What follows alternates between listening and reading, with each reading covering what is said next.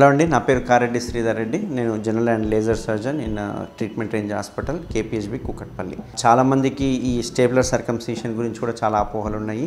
అంటే ఈ stapler circumcision చేయించుకున్న తర్వాత అంగస్తంభన ఏమన్నా ఇబ్బంది అవుతుందా, అంగస్తంభనలో ఏమన్నా తేడా ఉంటుందా, ప్లస్ ఇంటర్కోర్స్ కలిసినప్పుడు ఎటువంటి ఇబ్బందులు ఉంటాయి అని చెప్పేసి చాలామంది ఫ్రీక్వెంట్గా అడుగుతూ ఉంటారు. ఈ సుంతి ఆపరేషన్ ఏదైతే ఉందో మనము సర్కంసిషన్ అంటాం కదా, ఈ సర్కంసిషన్ని మన హాస్పిటల్లో మనం ఇండియాలోనే ఫస్ట్గా కేఎస్ఆర్ స్టేప్లర్తో చేయడం జరుగుతుంది. ఈ పద్ధతి ద్వారా మనము 1 వీక్ to 10 డేస్లోనే పేషెంట్కి ఎటువంటి రిస్క్ లేకుండా రింగు పడిపోవడం అని జరుగుతుంది. అయితే మనం యూజువల్గా ఫ్రీక్వెంట్గా పేషెంట్కి ఏం చెప్తామంటే ఒక 2 వీక్స్ అంటే 1 to 2 వీక్స్ దాకా అంగస్తంభన అవ్వకుండా, ఎరెక్షన్స్ అవ్వకుండా, ఎర్లీ మార్నింగ్ ఎరెక్షన్స్ కానీ ఇవన్నీ అవాయిడ్ చేయమంటాము ఫర్ బెటర్ కాస్మెటిక్ రిజల్ట్స్ కోసము. ఎందుకంటే మనము అంగానికి ఏదైతే ఈ సుంతి ఆపరేషన్ చేస్తున్నామో అది చిన్నగా ఉన్నప్పుడు చేస్తామన్నట్టు, అంటే ఫ్లాసిడ్ స్టేజ్ అంటాం కదా. అప్పుడు అంగస్తంభన అయినప్పుడు, అంగం పెద్దగా అయినప్పుడు ఆ పిన్స్ అనేవి ఊడిపోయే అవకాశాలు కావచ్చు, లేకుంటే అక్కడి నుంచి బ్లీడింగ్ అయ్యే అవకాశాలు కానీ, లేకపోతే ఆ కుట్లు అంటే ఏవైతే పిన్స్ ఉన్నాయో అవి ఊడిపోయే అవకాశాలు, ఇవన్నీ ఎడిమా అంటాం, అంటే వాపు వచ్చే అవకాశాలు ఇవన్నీ ఉంటాయి. సో మనం ఈ రకంగా ఈ ఎరెక్షన్స్ కనుక అవాయిడ్ చేస్తే ఇది 7 to 10 డేస్లో రింగు పడిపోతుంది. ఎటువంటి కాస్మెటిక్గా కూడా చూడడానికి చాలా బాగుంటుంది, ఎటువంటి రిస్క్ లేకుండా హీల్ అవుతుంది అన్నట్టు. ఆఫ్టర్ ఈ 2 వీక్స్ తర్వాత మనం మామూలుగానే సోప్ వాటర్తో వాష్ చేసుకోవచ్చు. అండ్ అప్పుడు ఎరెక్షన్స్ అయితే ఏమి ఇబ్బంది లేదు.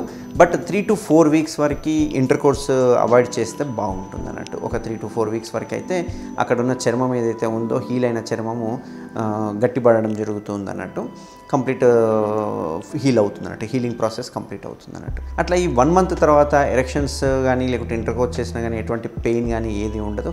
చాలామందికి చిన్నప్పటి నుంచి చర్మం ఉంది కాబట్టి ముందర గ్లాన్స్ సెన్సేషన్ ఏదైతే ఉందో అది మనకు కొంచెం బ్రెయిన్లో మెమొరీ అయిపోయి ఉంటుంది.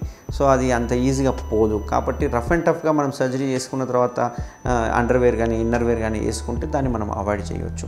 అయితే ఇన్ని రోజుల వరకు చాలామంది అడిగేది ఏంటంటే ఆ ముందరున్న సెన్సేషన్ పోతే మనకు సెక్షువల్గా హ్యాపీనెస్ ఉండదు అని అంటూ ఉంటుంటారు. అటువంటిది ఏం లేదు, అవన్నీ అపోహలే. ఎందుకంటే ఈ సెన్సేషన్ అనేది ఓన్లీ మైండ్లో మెమొరీలో ఉండిపోతుంది అంతే తప్ప అక్కడ ఇంటర్కోర్స్కి కావచ్చు, లేకపోతే కలిసినప్పుడు కానీ ఎటువంటి ఇబ్బంది కానీ ఎటువంటి సెక్షువల్ ఫీలింగ్స్ కానీ దాని మీద డిపెండ్ అయ్యి ఉండదు అన్నట్టు.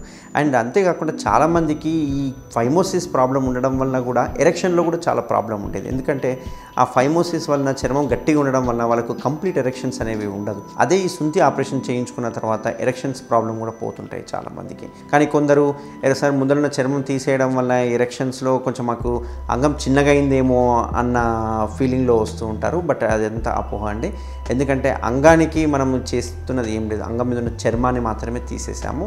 అక్కడ చర్మం ఉన్నప్పుడు మనకు అంగం పెద్దగా ఉన్నట్టు కనిపిస్తుంది, ఆ చర్మం తీసేయంగానే అంగం చిన్నగినట్టు కనిపిస్తుంది. బట్ అంగం అనేది సేమ్ సైజే ఉంటుంది అన్నట్టు, ఎటువంటి అందులో సైజులో ఎటువంటి తేడా ఉండదు. అండ్ ఇంటర్కోర్స్ చేసడానికి కూడా ఈ ఫ్రెండ్లం ఏదైతే ఉందో చాలామందికి ఇబ్బంది పడుతూ ఉంటారు. ముందరున్న చర్మం బాగుంటుంది కానీ ఈ ఫ్రెండ్లం దగ్గర మాత్రం చాలామందికి ప్రాబ్లం వస్తుంటుంది. చాలామంది నా దగ్గరికి వచ్చి ఓన్లీ ఫ్రెండ్లోప్లాస్టీ అడుగుతూ ఉంటారు. కానీ ఇట్లా ఫ్రెండ్లోప్లాస్టీ ఓన్లీ చేయించుకోవడం కంటే కూడా ఎప్పుడైనా సుంతి ఆపరేషన్ సర్కంసిషన్తో పాటు ఫ్రెండ్లోప్లాస్టీ చేయించుకుంటే రిజల్ట్స్ బాగుంటుంది అండ్ ఫ్యూచర్లో ఎటువంటి ఇబ్బందులు లేకుండా ఉంటాయి. ఓన్లీ ఫ్రెండ్లోప్లాస్టీ చేయించుకోవడం వల్ల అంత సక్సెస్ రేట్ అనేది ఉండదు అన్నట్టు.